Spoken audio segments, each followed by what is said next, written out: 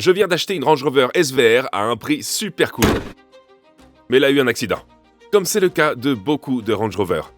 Au Royaume-Uni, on a un gros problème avec les vols de Range Rover. Et vous connaissez le dicton « Conduis-la comme si tu l'avais volée ». Mais je ne trouve pas que les dégâts aient l'air trop graves sur celle-ci. Et c'est une chance parce qu'en général, après avoir été volées, soit on ne les retrouve jamais, soit elles sont complètement détruites. Cette SVR a fini chez Copart, et je l'ai eu pour vraiment pas cher. Les dégâts n'avaient pas l'air trop graves, et j'espérais pouvoir la remettre en état en une semaine. Mais ça allait être beaucoup plus dur que je ne le pensais. Oh non! Le voilà! Le Range Rover SVR. La bonne affaire du siècle. On dirait bien que 2025 sera l'année des bonnes affaires. Regardez ça. L'aile a l'air en bon état. Et il y a juste un petit choc à l'avant. Je viens de remarquer un truc en plus à l'avant. Il est bien écrit « voler » et « moisissure ». Mais on doit la faire descendre de la remorque. Et dans l'annonce, il était écrit que cette voiture roulait. Donc on va vérifier ça. Allons-y tout de suite.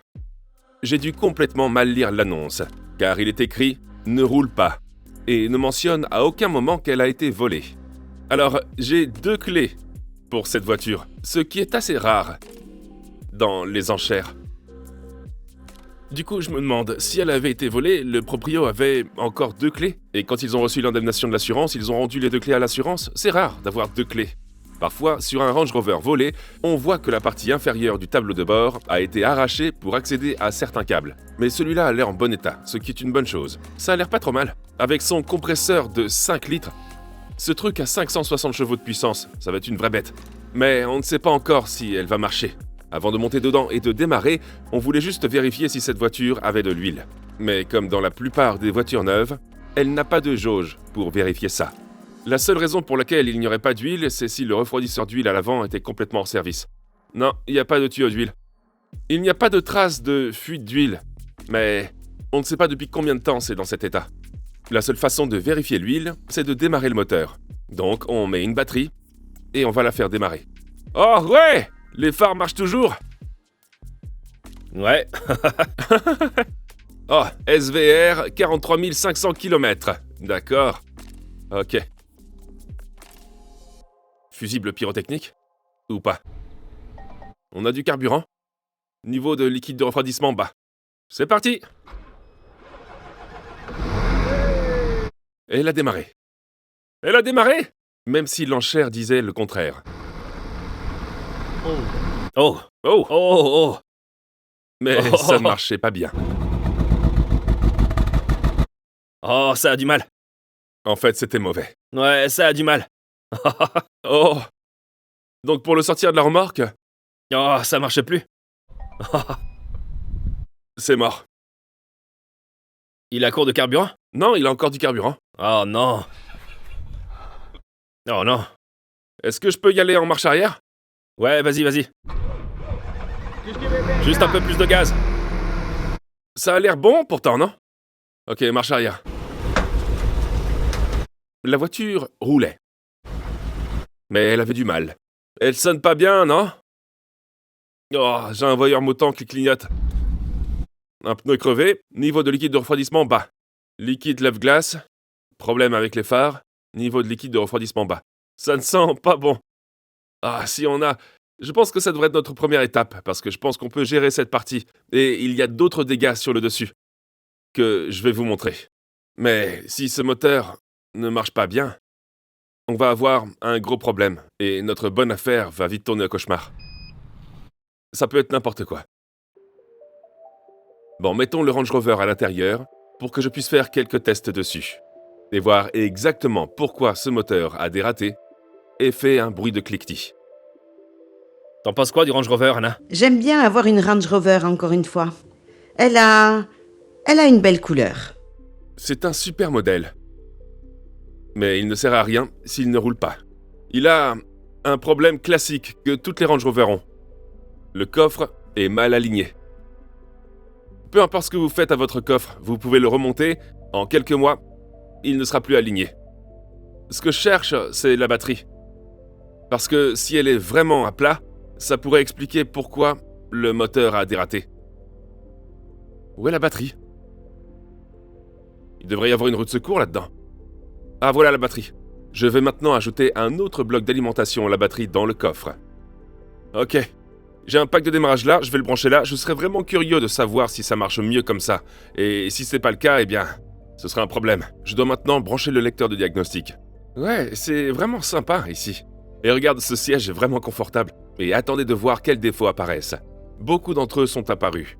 Ce à quoi on s'attendait après un crash. Déploiement de l'airbag frontal conducteur de niveau 1. Circuit ouvert, airbag frontal passager de niveau 1. Je suppose donc qu'il y a un airbag ici, un airbag là. Prétentionneur de ceinture de sécurité de la deuxième rangée gauche. Mémoire d'impact pleine et verrouillée. Tout ça concerne les systèmes d'airbag. Le Range Rover enregistre en fait les données relatives aux collisions dans le module d'airbag. Donc à un moment donné, on va devoir le réinitialiser. Problème lié à la tension d'arrêt incorrecte du module de commande. Ouais, donc encore une fois, tout ça c'est à cause de la batterie. Beaucoup de ces pannes semblent être liées à une tension trop faible. Alors est-ce que ça pourrait être à cause de la batterie que ça ne marchait pas bien? Il n'y a qu'une seule façon de le savoir. Les voyants du moteur sont éteints.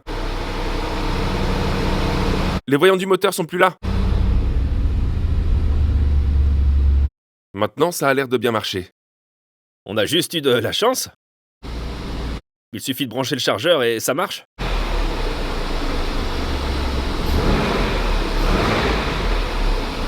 Comment est-ce que ça a pu passer de ça sonne mal à ça? On dirait que ça fait un peu de bruit, mais c'est un V8, donc c'est normal. Ouais, c'est énorme. Le voyant du moteur ne s'allume plus.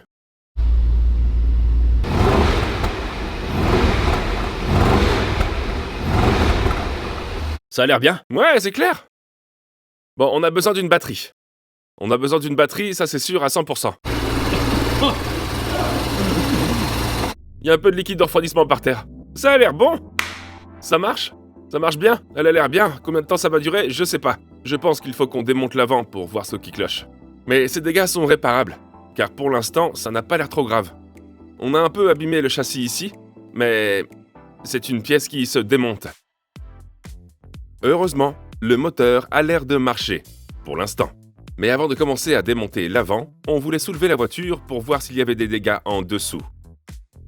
Ok, c'est quoi les dégâts? C'est quoi les dégâts en dessous? Est-ce que on a une super affaire ou pas? Bon, on dirait que cette barre-là a pris un sacré coup. Il est écrit catégorie N, ce qui veut dire non structurel. Ah bon? Il devrait pas y avoir grand-chose ici. Au début, on pensait que certains bras de suspension étaient tordus. Mais en regardant de ce côté-là, puis de l'autre côté, on dirait que c'est comme ça qu'ils sont censés être. Et en regardant plus bas sous la voiture, tout avait l'air en ordre. La suspension pneumatique a l'air en bon état? Elle est un peu sale, non? C'est toujours... C'est vraiment sale, ouais. Mais c'est pour ça qu'il a été conçu. Tout a l'air sec ici. Oh mon Dieu! Est-ce qu'on s'en sort trop bien pour l'instant? Il n'y a pas de dégâts inattendus en dessous. Donc c'est cool. Du coup, on peut commencer à démonter le tout en commençant par le capot. Et je ne pense pas que ça va être donné. Le SVR est le seul Range Rover avec un capot entièrement en fibre de carbone. Et celui-ci est complètement fichu. On enlève donc tous les composants électriques comme les gicleurs de lave-glace. Puis, on va dévisser les deux boulons qui le fixent à la charnière. Et Matt et moi allons le soulever. Cette carcasse peut aller à la poubelle. Il est temps de démonter l'avant. Un seul boulon tient ça. C'était tout? C'était vraiment ça qu'il maintenait en place. Tout ce qui est cassé doit être enlevé. Après, on pourra faire une liste de tout ce qu'il faut pour le remplacer. On dirait que ce panneau avant maintient tous les radiateurs en place, la barre de protection et une bonne partie du système électrique de l'avant. Une fois le pare-choc retiré, c'était assez facile d'accéder à tous les boulons qui fixaient le panneau de protection. Et une fois tous les boulons retirés, la seule chose qui retenait le panneau de protection et les radiateurs à l'avant étaient les tuyaux, les connexions électriques, et bien sûr, il y en avait beaucoup. Alors, pourquoi acheter ce Range Rover SVR? En fait, on construit cette voiture dans un but précis. Et si vous voulez savoir lequel, c'est le moment idéal pour vous abonner si vous ne l'avez pas déjà fait. Parce qu'on doit la reconstruire en une semaine, si on veut qu'elle fasse ce qu'on a prévu de faire avec. Une fois qu'on a déplacé les radiateurs, on a découvert encore plus de dégâts sur le ventilateur à l'avant du moteur. Mais avant de regarder ça de plus près, je peux maintenant déplacer le radiateur plus en arrière pour le dégager, pour pouvoir débrancher les tuyaux en bas et cet autre refroidisseur ici. Après ça, Matt va enlever le panneau de protection pendant que je m'occupe du radiateur. Maintenant, on peut vérifier l'avant. Ouais, l'avant est démonté. Et on a effectivement un peu de dégâts par ici. C'est le ventilateur de refroidissement du moteur. Et je crois qu'il tourne tout le temps quand le moteur est allumé. Donc le vilebrequin tourne, et ça tourne, et je pense que ça sert juste à refroidir le moteur. Et je pense qu'on va avoir besoin d'un outil spécial pour enlever ça. Mais sinon, à part ça, l'avant, les jambes, etc., on dirait que les dégâts s'arrêtent là. À part ça. Mais on a des dégâts sur le tuyau d'admission ici. On dirait qu'il est cassé. Mais à part ça, tout va bien. C'est juste un petit tuyau qui est cassé ici à l'avant. Je pense que ça va de ce côté-là. On va avoir besoin d'un pack radiateur complet, de quelques tuyaux, de quelques connecteurs, et ça ira. Par contre, il est dégoûtant, je sais pas comment il a pu devenir aussi sale. Je me demande s'il a pas fini dans un fossé ou un truc du genre. En fait, ça a l'air pas trop mal dans l'ensemble. Mais on a juste regardé l'extérieur.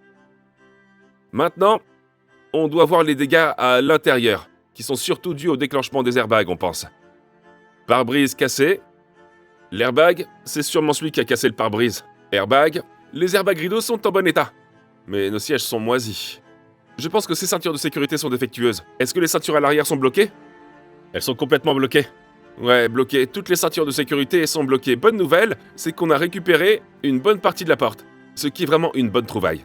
Parce que si j'avais dû en acheter une, j'aurais dû la faire peindre aussi. Donc c'est une bonne chose qu'on ait ça. Première réparation, on est parti. On est dedans? Ouais! Wouh! Cette voiture a vraiment besoin d'un bon nettoyage. Ok. Oh, waouh! Il y a des trucs qui poussent tout seuls ici. Beaucoup de gens sont démotivés par l'installation des airbags, parce que ça veut dire qu'il faut enlever le tableau de bord, mais je ne pense pas que ce soit aussi compliqué. Je l'ai dit, mais je ne pense pas que ce soit aussi grave. On doit juste sortir le tableau de bord, et ensuite on pourra partir de là. Et ensuite, on pourra commencer à remplacer tous ces airbags, ce qui nous obligera à démonter tout l'intérieur, parce que, eh bien, il y a des dégâts ici. Mais on s'en occupera plus tard. Maintenant, on va démonter tout l'intérieur. Allons-y. C'est toujours une bonne idée de dégager les sièges. Comme ça, on a plus de place pour bouger dans la voiture quand on enlève le tableau de bord. J'ai d'abord dû déconnecter les ceintures de sécurité des sièges, puis dévisser les boulons qui fixent les rails à la voiture, passer sous le siège et débrancher les connexions électriques, puis on a pu retirer les deux sièges. Et même si le siège passager est un peu moisi, ces sièges sont plutôt sympas. Prochaine étape, l'airbag du volant. On enfonce le tournevis par le bas. Ouais. Oh, regarde ça! Ça libère un clip, et ensuite vous n'avez plus qu'à pousser l'airbag vers l'extérieur. C'est un mécano. À l'arrière de l'airbag, il y a plein de connexions électriques. Et parfois, elles fondent quand l'airbag se déploie, à cause de la chaleur dégagée par l'explosion de l'airbag. Mais là, on a eu de la chance. Les connexions ont l'air bonnes. Bang! Ah! Maintenant, c'est du sérieux. Le tableau de bord. Comme l'airbag passager s'est déclenché, ça a fait un trou dans le tableau de bord. Certaines entreprises répareraient ça. Mais comme ce tableau de bord n'est pas super cher, on va juste le remplacer. Comment ça se passe, Liam? Oh, À plus tard. on dirait qu'on va devoir déplacer une partie de la console centrale pour faire de la place. Oh, ça nous permettra d'accéder à certains boulons du tableau de bord. Regarde ce que j'ai trouvé. Le déjeuner est pour nous. Ou plutôt, le déjeuner est offert par... Monsieur Laurence. Maintenant que Liam et moi avons enlevé une partie de la console centrale, on devrait pouvoir commencer à dévisser les écrans du centre. On commence par le grand écran qui contrôle toute la clim, puis l'écran d'infodivertissement qui est au-dessus. On y est presque. Ah ouais, il y en a un là et un autre là. Mais on dirait qu'il reste quelques boulons difficiles à dévisser. C'est réglé! Ouais, on est presque sorti. On a de multiples types de boulons différents, regardez, aucun n'est pareil. Ça va être un peu compliqué de savoir où les remettre. Mais on verra ça le moment venu, c'est comme ça qu'on dit? En gros, ouais. Alors on pense qu'il y a quelques boulons par ici. Il y en a un là, et ils descendent. Je crois qu'on va devoir enlever le pare-brise. Mais Liam avait d'autres idées en tête. Oh mon Dieu! T'es vraiment bête! Mais faire un trou dans le pare-brise a l'air de marcher. Comment ils font ça à l'usine? Ils enlèveraient probablement le pare-brise. Jusqu'à ce qu'on se rende compte qu'en appuyant un peu, on pouvait en fait sortir l'outil entre le pare-brise et le tableau de bord pour retirer les deux derniers boulons. Une fois qu'ils sont sortis, Oh ouais, le tableau de bord est sorti. Quel machin! Vous vous souvenez au début quand j'ai dit que les gens étaient rebutés par l'achat d'une voiture dont le tableau de bord est hors d'usage parce qu'ils ont peur de le changer? Ayez peur, Ouais. parce que c'était horrible. Regardez le résultat. Le côté gauche, le côté droit. Le tableau de bord a été enlevé. Mais ça ne s'arrête malheureusement pas là.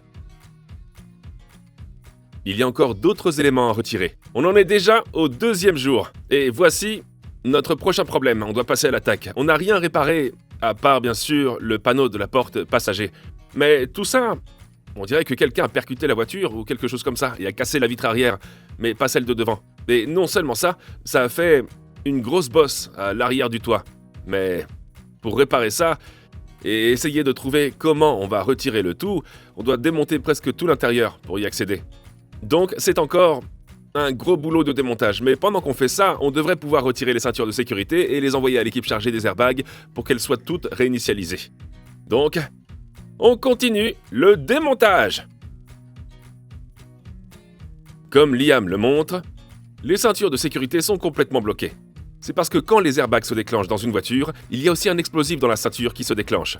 Ce qui tire sur la ceinture de sécurité, ramenant le conducteur et les passagers dans leur siège, afin qu'ils soient en sécurité quand les airbags se déploient. Si vous ne mettez pas de nouveaux explosifs dans les ceintures de sécurité, vous aurez toujours un problème d'airbag sur le tableau de bord, et les ceintures ne fonctionneront plus correctement. Donc on doit retirer toutes les ceintures de la voiture et les envoyer à l'équipe chargée des airbags, qui pourra les régler et y mettre de nouveaux explosifs. J'ai déjà retiré celle du conducteur avant, Ceinture de sécurité numéro 2. et Liam s'est occupé de celle du côté passager. Vous pouvez voir à quel point c'est énorme. Maintenant qu'on a retiré les courroies avant, il faut qu'on enlève ces courroies arrière qui sont moisies. Et pour y accéder, on doit enlever les sièges arrière. On enlève d'abord la banquette inférieure, puis on peut accéder aux boulons qui maintiennent la partie supérieure du siège. Et c'était assez dégoûtant sous les sièges. Maintenant, on peut accéder au boulon qui fixe le bas de la ceinture de sécurité au châssis de la voiture. On le dévisse,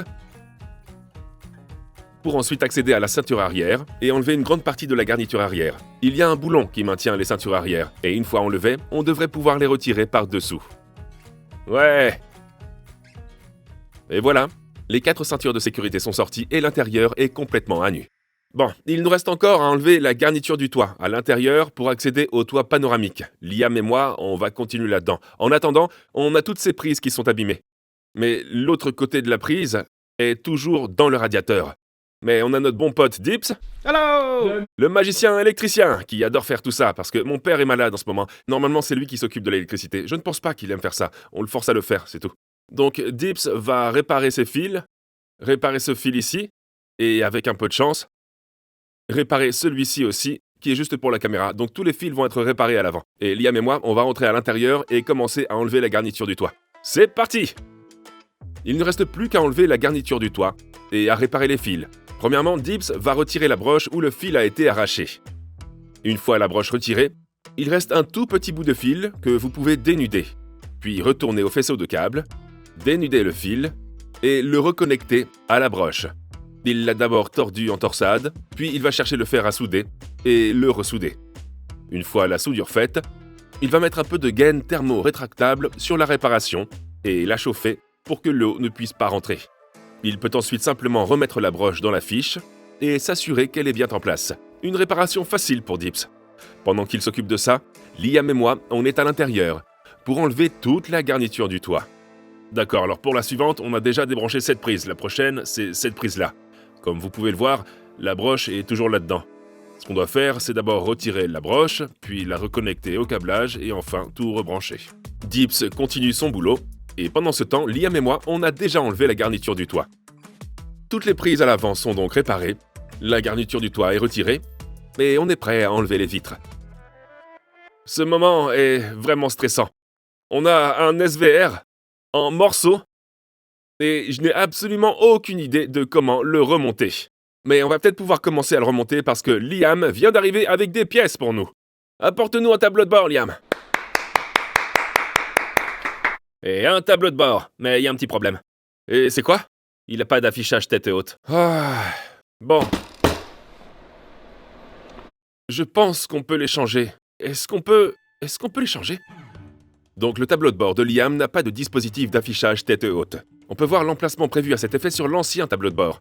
Mais on espère pouvoir simplement remplacer ce petit capot du tableau de bord pour le changer. Oui. Et nous voici avec un capot, avec le trou pour l'affichage tête haute. Maintenant, on doit enlever le capot du nouveau tableau de bord pour voir s'il est interchangeable. Oh, les gars, il y a un problème. Mais ça ne s'annonce pas bien. On peut voir que sur le nouveau tableau de bord ici, il y a beaucoup moins de trous que sur notre tableau de bord, et on n'a pas envie de découper le nouveau. Ouais, c'est pas terrible. Liam. Ouais. Va falloir le rendre. Et maintenant, on a dû le restituer et remplacer notre tableau de bord sans affichage tête haute pour un tableau de bord avec affichage tête haute. Heureusement, c'était un modèle similaire. Il y a quelques petits plis et marques. On va tout nettoyer, donc tout ça va partir. On va changer le capot de celui-ci, car il est un peu abîmé par rapport au nôtre. Et on va aussi changer le module d'affichage tête haute, juste pour être sûr que tout marche bien. Parce que on sait que le nôtre va marcher, mais on ne sait pas d'où vient celui-ci ni quel âge il a, donc... Allons changer tout ça et installons ce tableau de bord dans la voiture. C'est parti! Liam enlève l'affichage tête haute de l'ancien tableau de bord et le met sur le nouveau. Après ça, je prends le cuir du capot de notre ancien tableau de bord et le fixe sur le nouveau. Il a juste l'air un peu moins abîmé que celui qu'on vient d'acheter. Bien sûr, avec ce tableau de bord d'occasion, on a le nouvel airbag en dessous. C'est pour ça qu'on le change. Maintenant, Liam et moi, on doit juste le mettre dans la voiture et se rappeler exactement où on a mis chaque écrou et chaque boulon qu'on a enlevé. C'est un boulot qui prend pas mal de temps, mais comme on vient de démonter le tableau de bord, c'est beaucoup plus facile de se rappeler où tout remettre. Le tableau de bord est enfin en place, mais on n'a pas encore tout à fait fini parce que on a laissé la console centrale à l'extérieur pour l'instant. Parce que là-dessous, il y a l'ordinateur qui gère tous les airbags. C'est comme le module des airbags. Et pour effacer toutes les données de l'accident, pour que la voiture sache qu'elle n'a pas eu d'accident, on se demande si on peut le faire avec l'OBD, ou alors s'il faut sortir l'ordinateur. Mais en attendant que Dips vienne voir s'il peut le faire, eh bien, on a un airbag à installer.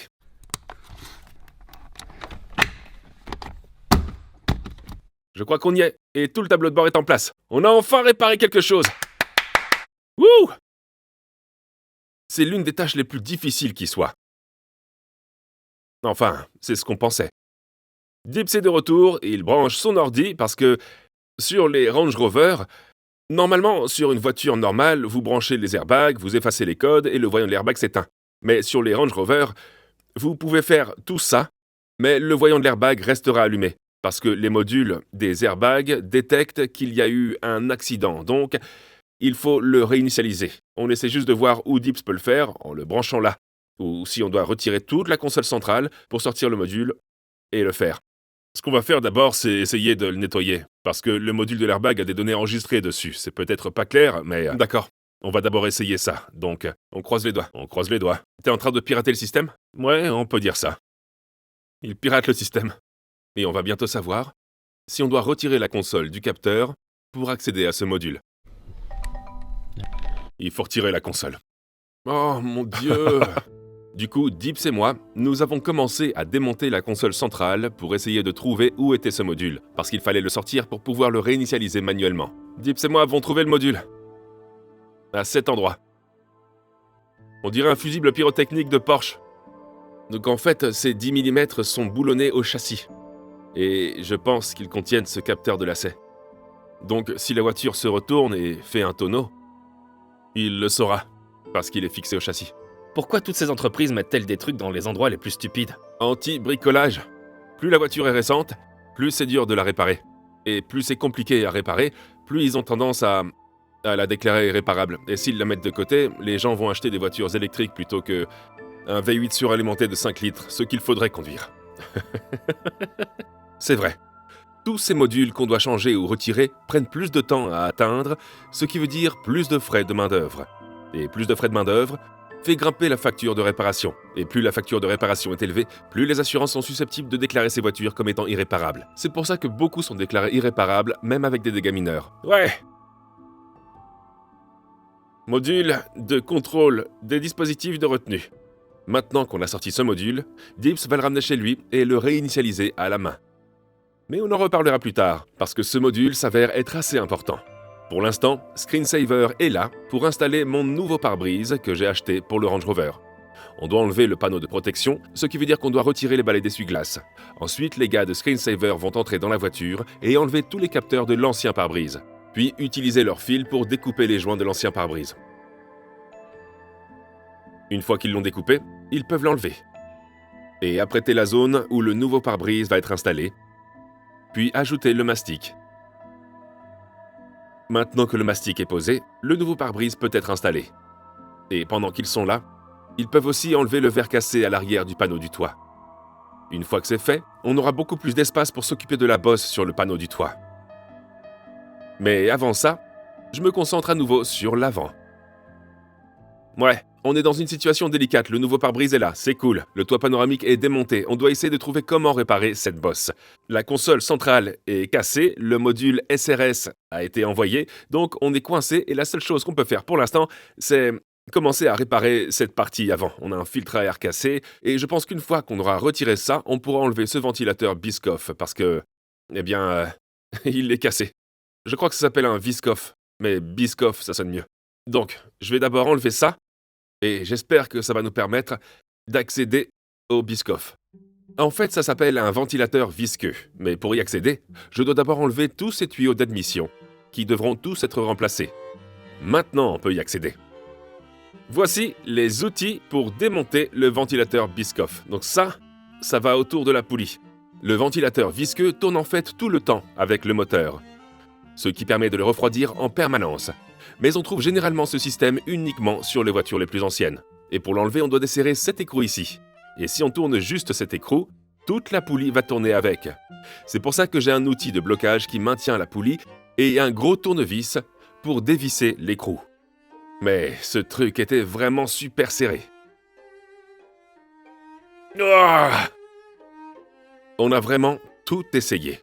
On s'est même demandé si on faisait les choses correctement. Et en cherchant sur Internet, on a vu que plein de gens avaient le même problème. C'est tellement serré qu'on doit utiliser un burin pneumatique. En général, on utilise un burin pneumatique pour le retirer. Mais ça ne marchait toujours pas. C'est dingue, non? On a essayé la chaleur et le burin pneumatique à nouveau, mais ça ne bougeait toujours pas. On s'est demandé si le choc de l'accident l'avait enfoncé encore plus, ou un truc du genre. Mais rien ne pouvait expliquer pourquoi il était serré à ce point. Et au final, on a fini par percer le nœud pour essayer de relâcher la tension. Et ça a l'air d'avoir marché. Ouais, c'est lâche, c'est lâche. Oh, mon Dieu! Ne changez jamais un de ces ventilateurs. Si ce ventilateur est sur votre SVR, vendez-le.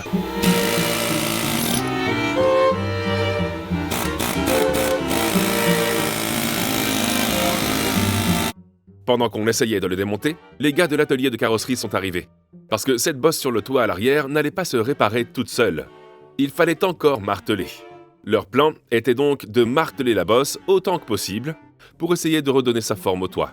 Après ça, ils devaient faire pas mal de boulot sur la carrosserie pour que tout soit parfait. Attends, vas-y, on la pose!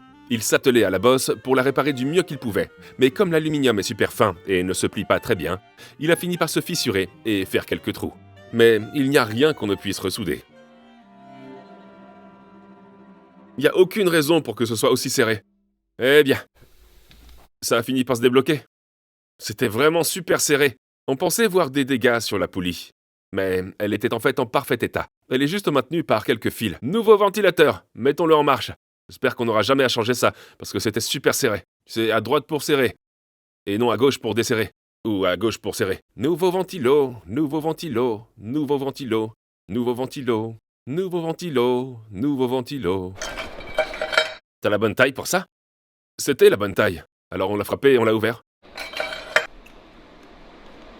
Ventilateur en place. Nous avons un tuyau cassé en bas qu'on doit changer. Donc on va s'en occuper. Maintenant, on peut enfin commencer à assembler l'avant, en commençant par retirer le tuyau cassé du bas et le remplacer par un tout neuf. Je vous dirai à la fin de la vidéo combien ont coûté les pièces et la voiture. Mais pour l'instant, ça s'annonce super bien. Liam est allé nous chercher un radiateur d'occasion. Je viens de récupérer un train avant complet pour le SVR. Les gars sont de retour à l'atelier et sont en train de le démonter en ce moment même. Mais on a un petit problème. Les nouveaux panneaux, le capot et le pare-choc, ils sont de couleur blanche. Donc on va les déposer maintenant à l'atelier de carrosserie où ils vont les peindre et nous les rendre dans cette jolie couleur bleue. Et maintenant, on peut installer ça à l'avant de la voiture, en s'assurant bien de brancher les tuyaux en bas, les connexions électriques, les conduites de la clim et certaines conduites de refroidissement d'huile. Et enfin, l'avant commence à prendre forme. Voici notre panneau de remplacement d'occasion.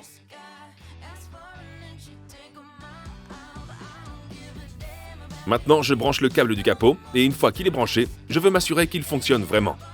On a déjà fait l'erreur de fermer le capot, et le câble du capot ne marchait pas bien. Et là, c'est tout un problème pour essayer de le rouvrir. Ok, je vais tirer le loquet du capot. Ouais. Ouais. Maintenant, on peut dire que ça marche. Liam a branché tous les câbles électriques pour le radiateur, les ventilateurs et le klaxon à l'avant. Et maintenant, je mets les boulons pour aligner la barre de protection avant. Et le fait que tous les boulons s'alignent dans la barre de protection avant montre que les pieds du châssis n'ont pas bougé du tout, ce qui était prévu. Et voilà le radiateur et le panneau de protection complet. Passons à l'étape suivante. C'est un grand moment. Des phares d'occasion provenant de l'avant d'une autre voiture. Espérons que ça va marcher. Je suis presque sûr que c'est le même numéro de pièce. Allez.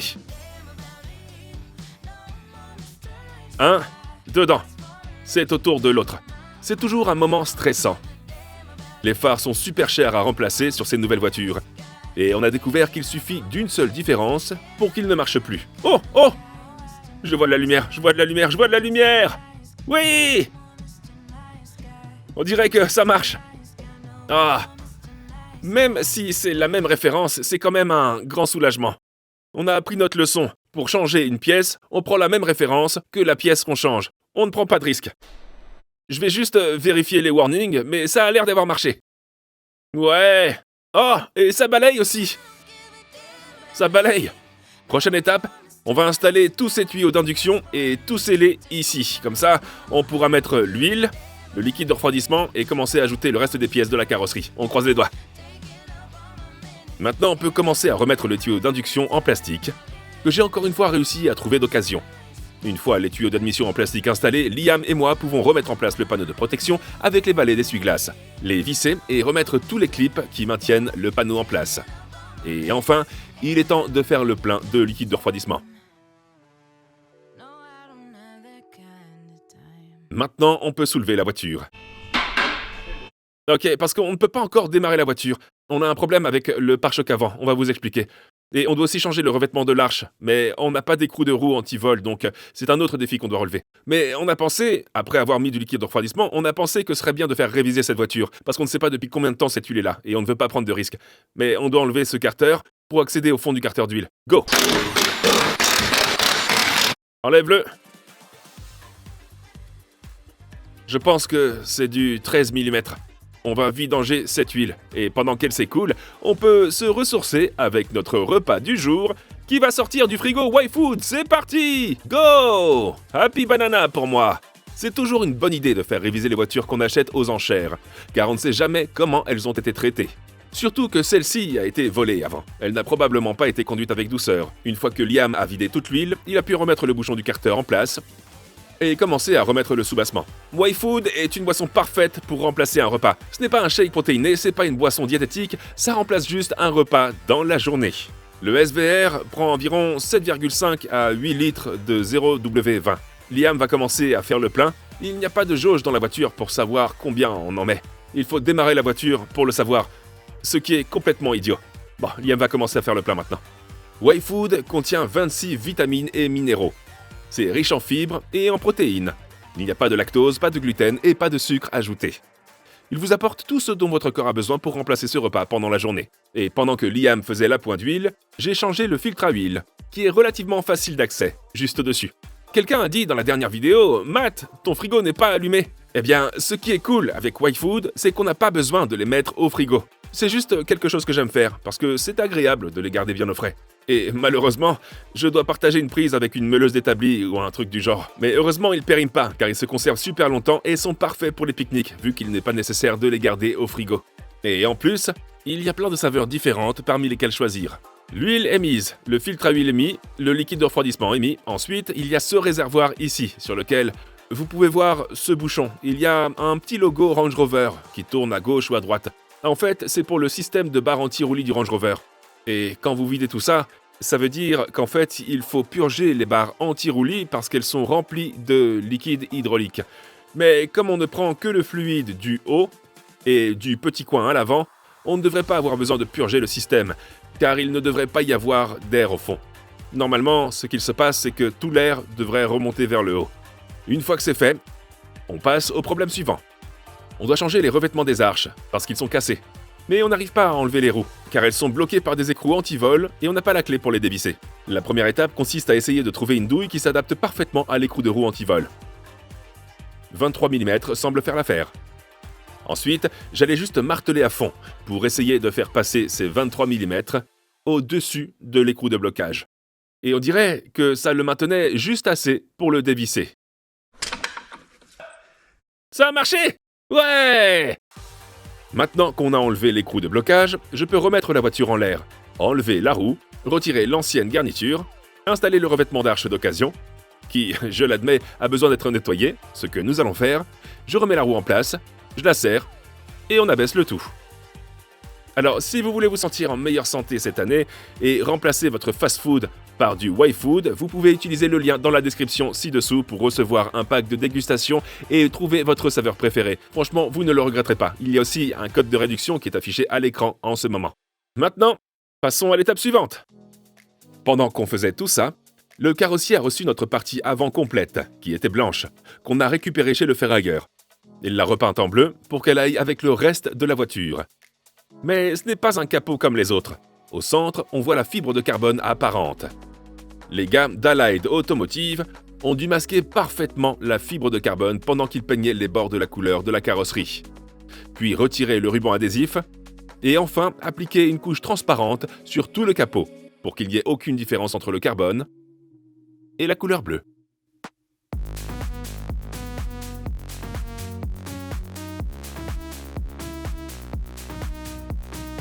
Et quel superbe boulot! Peu après, on l'a installé sur le Range Rover. Et sachant qu'il n'avait pas la voiture pour l'intégrer, ça va super bien ensemble. Même si le capot est bien plus propre que le reste de la voiture pour l'instant. Ensuite, je vais commencer à préparer le toit pour le soudage. Après que l'atelier de carrosserie ait remis le toit en place, il y avait quelques trous dedans. Je dois donc enlever la peinture tout autour de ces trous. Ensuite, Bob, de l'atelier d'usinage, pourrait venir et faire une soudure TIG. Souder de l'aluminium, ce n'est pas facile. C'est dur de bien le faire, et vous voyez comme le toit est fin. Il se déforme pendant qu'on le soude. Donc, Bob a soudé ça, mais comme vous pouvez le voir, ça a un peu soulevé l'aluminium. Ouais, ça a fait une bosse comme ça. Tu penses qu'ils vont le réparer? Si c'était moi, je remettrais tout ça en place. Ouais, c'est bien solide maintenant, je lisserai ça et je taperai ça. Ouais, et ensuite on le remplit. Ouais, j'ai hâte de voir comment le carrossier va s'y prendre pour s'occuper de ce problème. Comme d'habitude, Bob est sur YouTube avec sa propre chaîne, The Machine Shop, dont le lien est affiché à l'écran. Si vous voulez apprendre à souder, vous pouvez le faire avec Bob lui-même. C'est juste toi, n'est-ce pas? Ouais, c'est juste moi. Donc maintenant, allons au carrossier. Mais avant de pouvoir amener la voiture au carrossier, il faut qu'on puisse la déplacer. Et la voiture ne démarre pas si le module d'airbag n'est pas branché. Donc, pour l'instant, Dips a démonté le module. Ensuite, il doit brancher son outil sur certaines broches du module pour qu'on puisse communiquer avec lui. C'est la seule façon d'effacer les données d'accident qui s'y trouvent. Une fois branché, son ordi peut le lire et vous pouvez voir en bas Crash Event, Storage Full Unlocked. On doit le déverrouiller. Bon, maintenant on va effacer toutes les données de l'accident. Si tu regardes la troisième option, la deuxième, il est écrit « Effacer les données de l'accident par OBD ».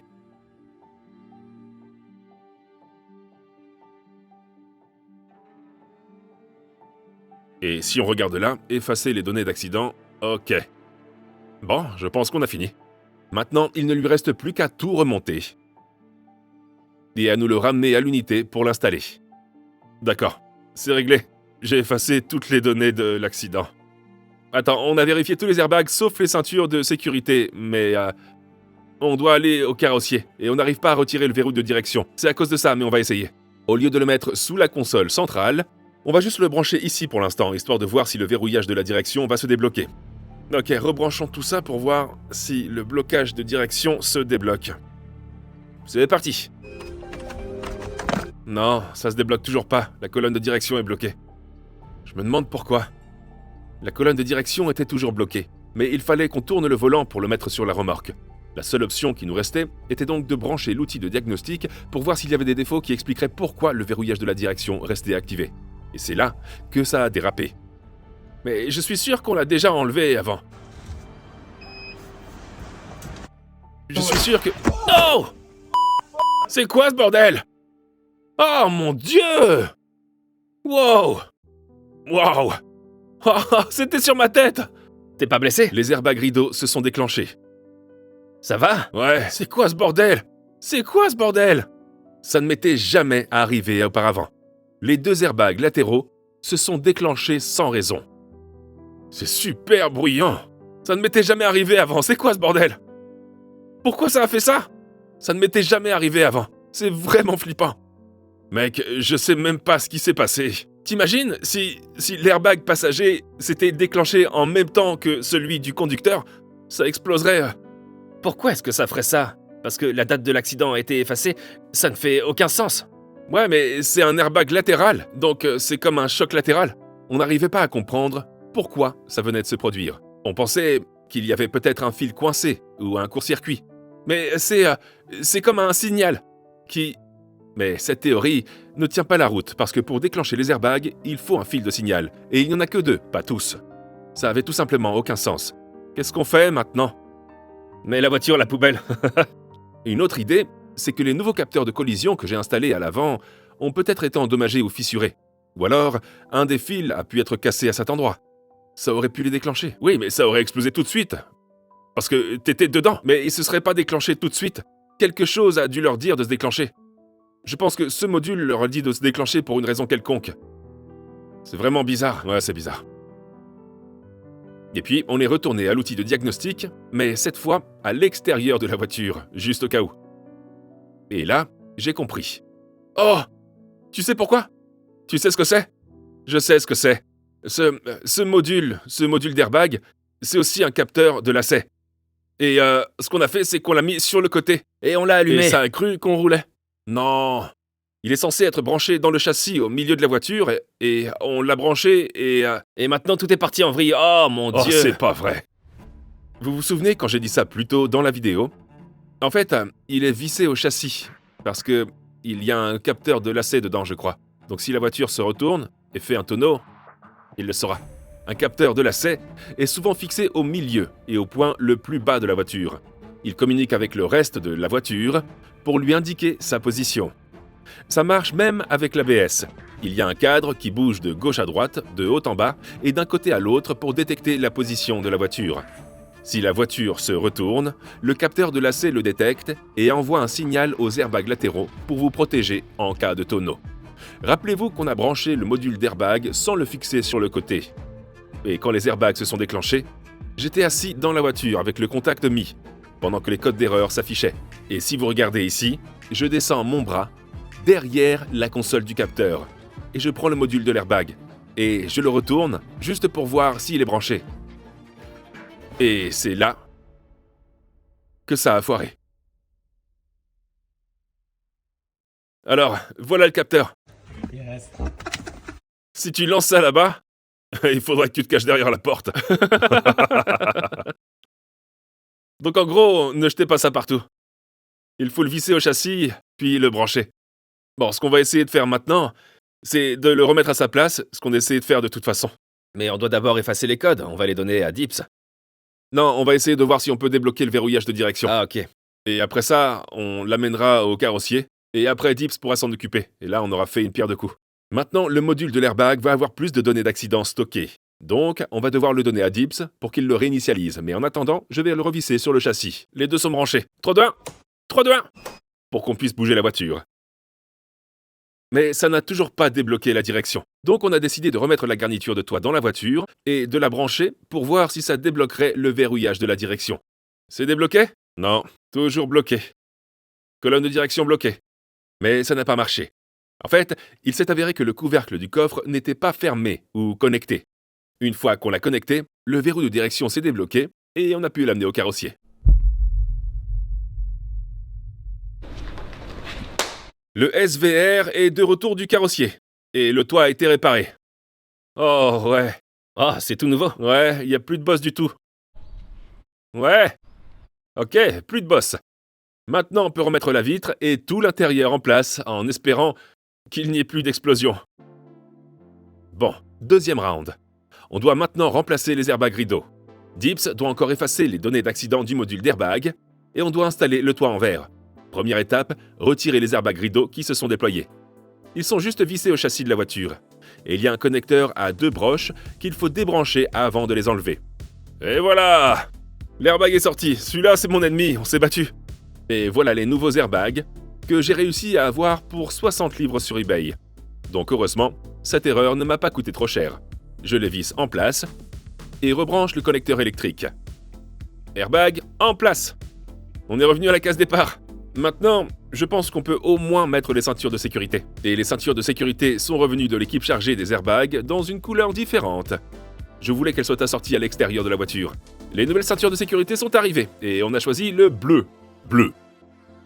On doit juste les remettre exactement comme on les a enlevés. On fait glisser les pièces arrière par en dessous, on serre le boulon qui les maintient en place et on fait pareil à l'avant. On branche le connecteur à 2 broches de l'airbag, on le glisse en place, on serre tous les boulons, puis on guide la ceinture de sécurité vers le haut du montant. Et c'est tout ce qu'on peut faire avant de mettre les sièges en place.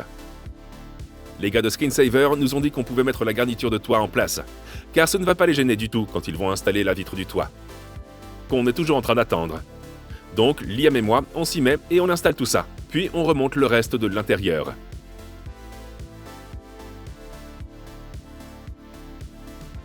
Jusqu'ici, tout se passe bien. Une fois cet intérieur installé, il ne nous restera plus qu'à mettre les pare-chocs avant et la voiture devrait être reconstruite. Mais vous allez voir qu'on va avoir un autre problème un peu plus tard. Attends une minute. Ah voilà, ça a fait tilt. Ça a marché! Les sièges arrière sont installés, la garniture de toit est en place, tout a l'air bien, mais maintenant on est à ce moment crucial, juste avant que ça ne m'explose à la figure. Donc ce qu'on va faire maintenant, c'est manipuler ce module avec beaucoup de précaution et de délicatesse, et Dips va l'installer. Je suis prêt! Je suis prêt! Ne balance pas ça! Ne le secoue pas! On a débranché la batterie, et on va la remettre en place. Mais ce qu'on a compris, c'est qu'il faut la mettre en place, la visser, puis la brancher. Allez, Dips. Ok, donc on met l'engin explosif. C'est bien enfoncé? Ouais, d'accord. Je vais juste le visser. 10 mm. Boum! Bien en place et vissé. Ok. Maintenant que le module est en place, on doit remettre la console centrale et tout visser en veillant à bien brancher tous les câbles électriques et à remettre toutes les garnitures exactement comme avant. On y est presque.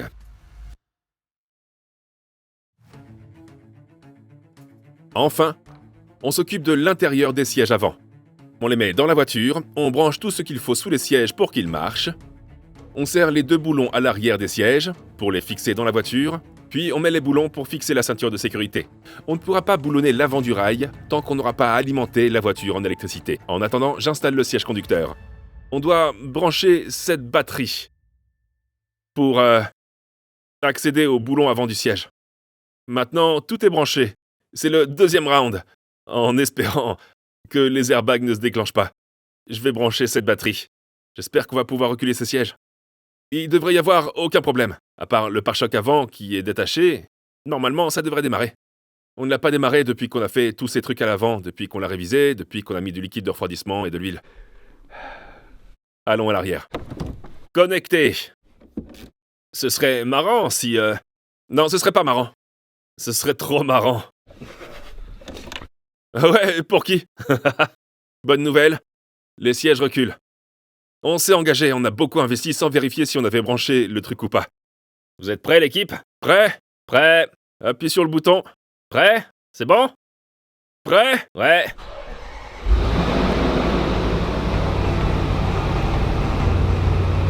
Ça a l'air bien? Ça a l'air fluide? Ça a l'air très fluide. C'est pas mal. Le voyant de l'airbag est allumé? Non, il n'y a pas de voyant. Il n'y a pas de voyant d'airbag. Ça a un bon son? Tout a l'air bon. Et les seuls voyants allumés sur le tableau de bord sont ceux qui devraient s'éteindre quand on roule. Comme c'est le cas pour l'ABS. Ça vaut vraiment le coup de s'abonner. Comment est-ce qu'on a fait ça? Est-ce que les lumières sont allumées? Ouais?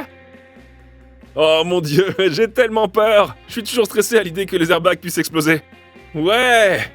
Ce truc-là a coûté 1000 livres. Est-ce que c'était 1000 livres ou 1000 livres en plus. D'occasion.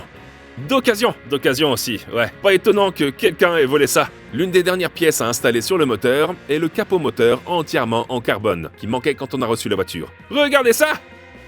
Il a fallu rajouter un peu de liquide ici et là, mais la voiture était vraiment au top. On dirait, j'arrive pas à croire à quel point ça sonne mieux par rapport à quand on l'a eu. Il y a plus de cliquetis. Mais ensuite, les choses ont mal tourné.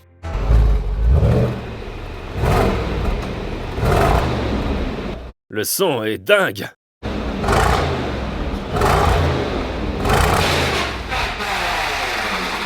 Oh non. Éteins le moteur, éteins-le, éteins-le. Qu'est-ce qui vient de se passer? Ça a explosé. Oh, Tu rigoles? Non!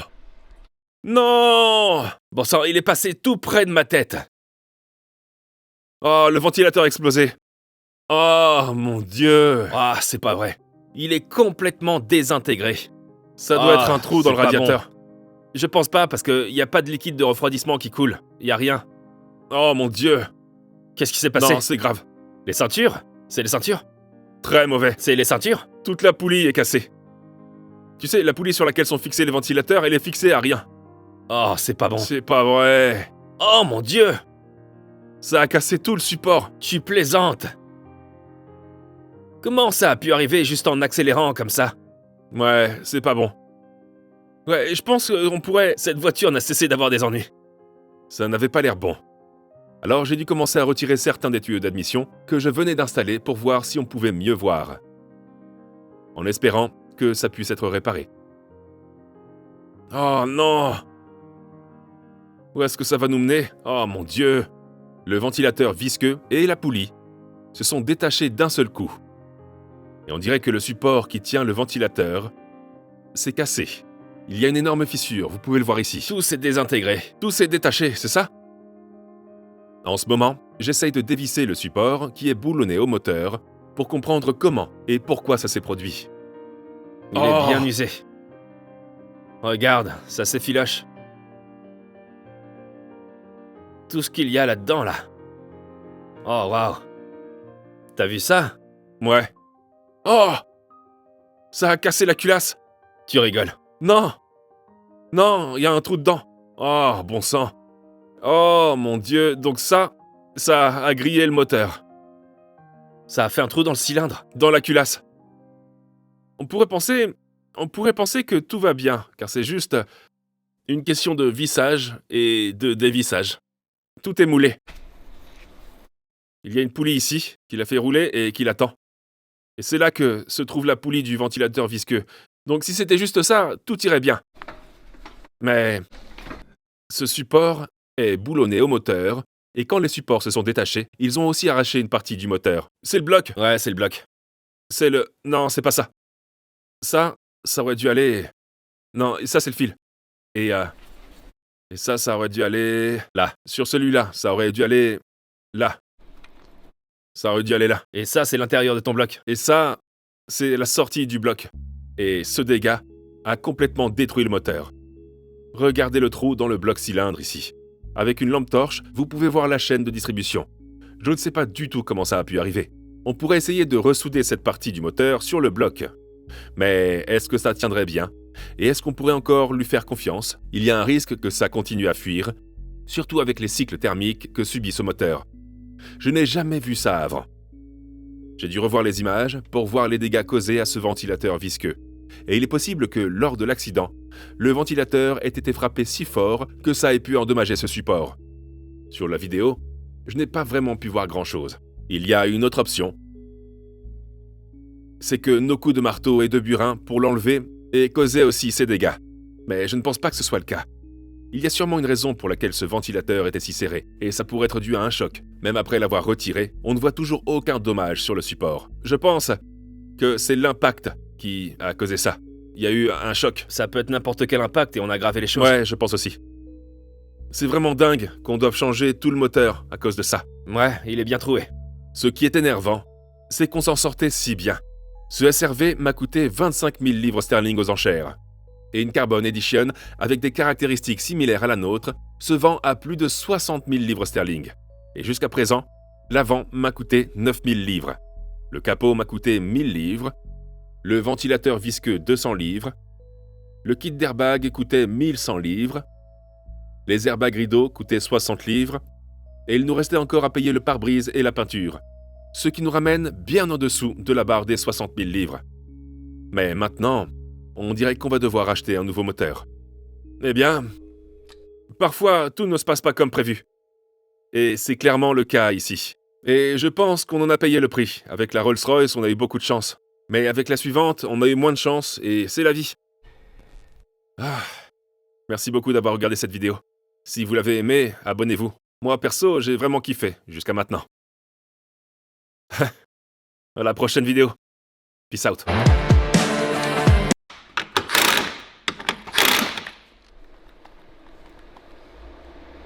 C'est comme ça que Tony y fait. Il saute toujours comme ça. Like a drug that